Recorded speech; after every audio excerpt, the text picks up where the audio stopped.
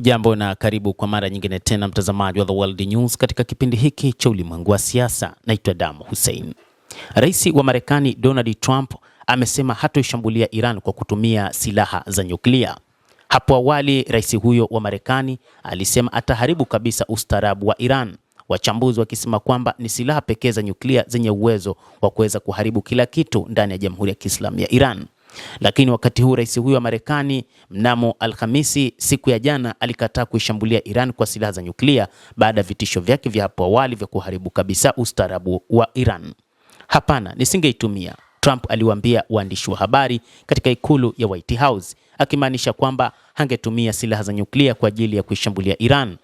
Silaha hizo za nyuklia zimepigwa marufuku, lakini kwa namna ambavyo Marekani ilikuwa ikipambana na Iran, wachambuzi wengi walidhani kwamba kauli za rais wa Marekani za kutaka kuondoa ustaarabu ndani ya Jamhuri ya Kiislamu ya Iran ni kwamba huenda rais huyo wa Marekani angetumia silaha za nyuklia, na wengi walitafakari hivyo. Lakini wakati huu rais huyo anasema hawezi kutumia silaha za nyuklia.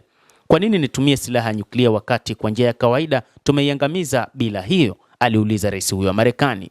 Silaha ya nyuklia haipaswi kama kuruhusiwa kutumiwa na mtu yeyote, alisema rais Trump.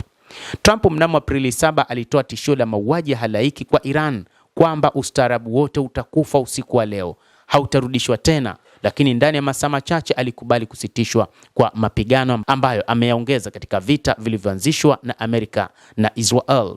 Lakini mpango wake kwa mujibu wa wachambuzi wa mambo ni kwamba alitaka kuiteketeza Iran kwa kutumia silaha za nyuklia.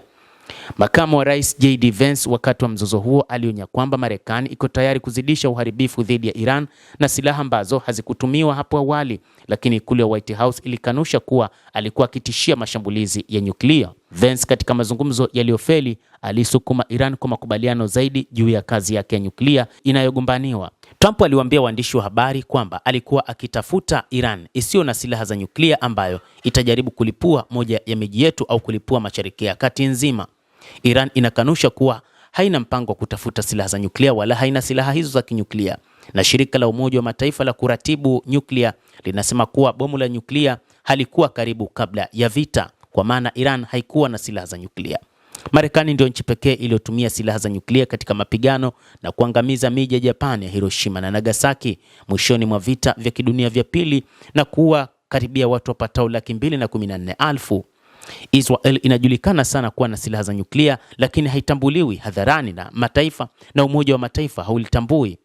Kauli ya rais wa Marekani dhidi ya matumizi yoyote ya nyuklia itaonekana kuwa inapingana na fundisho la muda mrefu la nyuklia la Amerika ambalo ilinahifadhi haki ya kutumia silaha za nyuklia.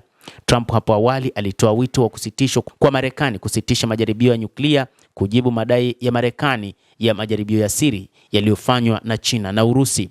Rais wa zamani Barack Obama alikuwa ametoa wito wa kuwepo kwa lengo la mwisho la dunia bila silaha za nyuklia, lakini utawala wake pia ulisema kwamba maadamu zipo silaha za Marekani zingetumika kama kizuizi. Marekani imekataa wito wa kutangaza kwamba haitatumia silaha za nyuklia kwanza katika mzozo huu.